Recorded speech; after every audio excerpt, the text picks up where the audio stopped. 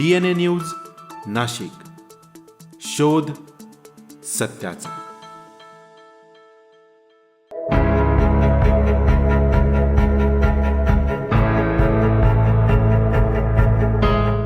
नाशिक मनपाचा 3,469 कोटींचा अर्थसंकल्प सादर. करवाढ टाळून विकास कामांवर भर. घरपट्टी आणि विकास शुल्कातून उत्पन्न वाढवणार. 457 कोटींची जादा तरतूद. रस्ते, पाणी आणि मूलभूत सुविधांसाठी नगरसेवकांना निधी. नाशिककरांना मोठा दिलासा. नाशिक महानगरपालिकेच्या स्थायी समिती सभापतींनी सन 2026-27 या आर्थिक वर्षाचा 3,469.13 कोटी रुपयांचा अर्थसंकल्प महासभेसमोर सादर केला. विशेष म्हणजे आगामी वर्षासाठी नाशिककरांवर कोणतीही नवीन घरपट्टी किंवा पाणीपट्टी लागू करण्यात आली नाही. प्रशासनानं सादर केलेल्या 3,011.85 कोटींच्या मूळ अंदाजपत्रकात स्थायी समितीनं चर्चा करून 457.28 कोटींची वाढ सुचवली. शहराचा वाढता विस्तार आणि नागरिकांच्या गरजा लक्षात घेऊन हा अर्थसंकल्प तयार करण्यात आला असून यामध्ये एकूण खर्चासाठी 3,467.28 कोटींची तरतूद करण्यात आली, तर वर्षाखेर 1.85 कोटींची शिल्लक अपेक्षित धरण्यात आली. महसुली उत्पन्नाचा विचार करता स्थायी समितीनं प्रशासनाला घरपट्टी वसुलीकडे विशेष लक्ष देण्याचे निर्देश दिले. शहरात सुमारे 500 कोटींची घरपट्टी वसुली प्रलंबित आहे. त्यापैकी किमान 100 ते 1,200 कोटी रुपये वसूल करण्याचं नियोजन आहे. तसेच नगर रचना विभागाकडून विकास शुल्काच्या माध्यमातून 114 कोटींच्या वाढीव उत्पन्नाची अपेक्षा व्यक्त करण्यात आली. या व्यतिरिक्त शासनाकडून येणे बाकी असलेला स्थानिक संस्था कर आणि मुद्रांक शुल्काचा सुमारे 243.28 कोटींचा परतावा मिळवण्यासाठी प्रशासनाकडून पाठपुरावा केला जाणार आहे, जेणेकरून विकास कामांसाठी अतिरिक्त निधी उपलब्ध होईल. शहरातील पायाभूत सुविधांच्या बळकटीकरणासाठी या अर्थसंकल्पात मोठी तरतूद करण्यात आली. वाढती रहदारी पाहता रस्त्यांचं योग्य नियोजन, पाणी पुरवठा योजना, मलनिस्सारण, विद्युत आणि उद्यानांच्या कामांना प्राधान्य देण्यात आलंय. नवनियुक्त नगरसेवकांनी सुचवलेल्या प्रभागातील विकास कामांसाठी निधीची कमतरता भासू नये यासाठी विशेष काळजी घेण्यात आली आहे. प्रत्येक प्रभागातील मूलभूत गरजा पूर्ण करण्यासोबतच शहराच्या सौंदर्यीकरणावरही या अर्थसंकल्पात भर देण्यात आला. सामाजिक स्तरावर सर्व घटकांना न्याय देण्याचा प्रयत्न करताना मागासवर्गीय कल्याण, महिला व बालविकास, क्रीडा आणि दिव्यांग कल्याण विभागासाठी स्वतंत्र राखीव तरतूद करण्यात आली. स्थायी समिती सभापतींनी हा अर्थसंकल्प मांडताना केंद्र व राज्यातील नेत्यांच्या सहकार्याचा उल्लेख केला आणि प्रशासनानं महसुली उद्दिष्ट वेळेत पूर्ण करण्याचं आवाहन केलं. हा अर्थसंकल्प केवळ आकड्यांचा मेळ नसून नाशिकच्या सर्वांगीण विकासाचा आराखडा असल्याचं मत यावेळी व्यक्त करण्यात आलं.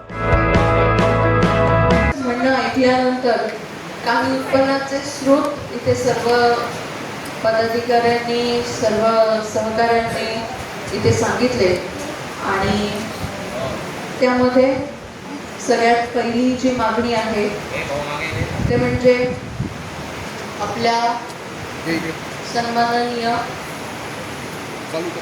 स्वर्गीय अजितदादा यांचा पुतळा जो आपल्याला बांधायचा आहे त्यासाठी जागा निश्चित करून आधी तो बांधला पाहिजे आणि त्यासाठी तरतूद सन्माननीय सभापतींनी धरली आहे. त्याचबरोबर कवी गोविंद यांचंही स्मारक जे आहे ते दिव्यांग भवन येथे आपण प्रस्ताव द्यावा असं मी इथे आपणास सांगते. दुसरा विषय इथे जो मांडला तो म्हणजे एक solar captive plant on PPP basis याचा एक विचार आपण नाशिकसाठी, संपूर्ण शहरासाठी करणार आहोत. त्याचबरोबर एक गुंठेवारी आपल्याला जी रेग्युलराईज करून त्याच्यात प्रॉपर्टी टॅक्स लावणं हे अतिशय गरजेचं आहे. ती छोटी घरं आहेत ज्यांना रेग्युलराईज व्हायचं आहे आणि ज्यांना आपल्याला टॅक्स भरायचा आहे त्यांनी ते करून घ्यावं. इलेक्ट्रिक पोल वायरिंग संदर्भात इथे सगळ्यांनी मांडणी केली आणि त्याच पद्धतीने जो काही ठराव 2020 साली आपण इथे दिलेला आहे त्यानुसार याची कारवाई करण्यात यावी. जाहिरात व परवाने विभाग यामध्ये जास्तीत जास्त उत्पन्नाचे स्रोत आणि अधिकाधिक कुंभमेळ्याच्या पार्श्वभूमीवर नाशिक शहरामध्ये जेवढ्या सगळ्या परवानग्या दिल्या जाणार आहेत त्यात आपण रेट लिस्ट आणि त्यांच्याकडचे जे काही विविध नाविन्यपूर्ण जाहिराती व ह्या विभागाकडनं आपण त्या उत्पन्नाच्या स्रोताचा विचार करण्यात येईल.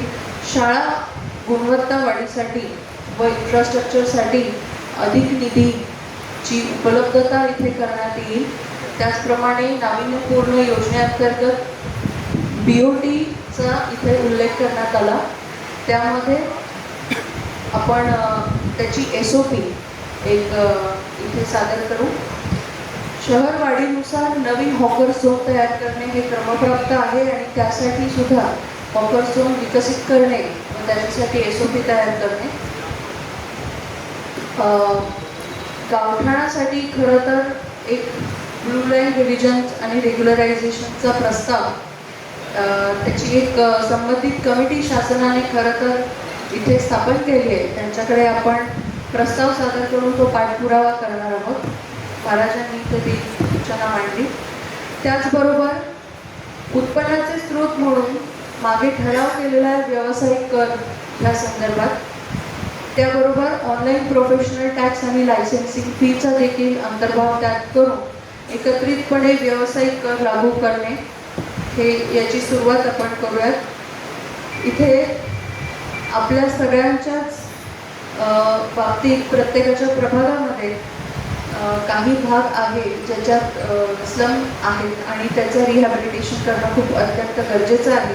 म्हणून SRA पॉलिसी आपण निश्चित करणार आहोत.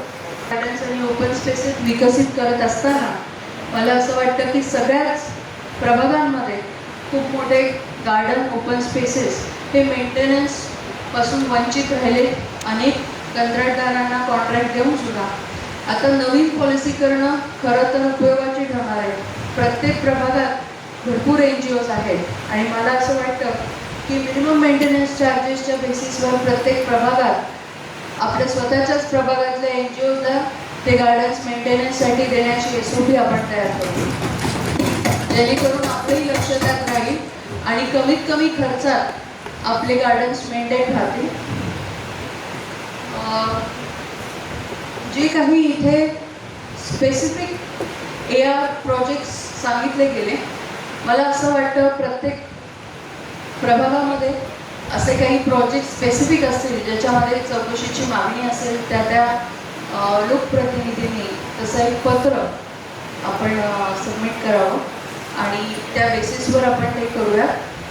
पेनिन्सुलासारखे जे वसाहती आहेत ज्याच्यामध्ये कर हा हळूहळू कमी करण्यात आला, त्याची नक्की इथे चौकशी झाली पाहिजे आणि असे केसेस शोधून त्याच्यावरती जर त्यांना काही विशेष वरदहस्त मिळत असेल तर ते खपवून घेतलं जाणार नाही आणि त्यांच्यावर कारवाई केली जाईल. त्याचबरोबर इथे जो उहापोह झालेला आहे की कॉन्ट्रॅक्टर आणि काम करत असताना जे काही जीवितहानी इथे आपल्या नागरिकांची झाली आहे त्याच्यावर कठोर कारवाई होऊन पोलीस यंत्रणेतून त्याचा तपास करून त्याच्यावरती काय जे नोंदणी करायची आहे, गुन्हा नोंदवायचा आहे, त्याची कार्यवाही करावी. त्याचबरोबर आता उत्पन्नाचे स्रोत इथे आपण त्याचा उहापोह करून झालेला आहे. त्याच इथे लॉजिस्टिक पार्क, IT पार्क देखील इथे डिस्कशनमध्ये आलेला आहे. त्यामुळे BOT, IT आणि लॉजिस्टिक्स याचा अंतर्भाव पुढे आपण या बजेटमध्ये करणार आहोत. त्याचबरोबर सन्माननीय स्थायी समिती सभापतींनी इथे जे बजेट सादर केले आहे त्यात दुरुस्तीसह मंजुरी देण्यात येत आहे. Bureau report, DNA news, Nashik.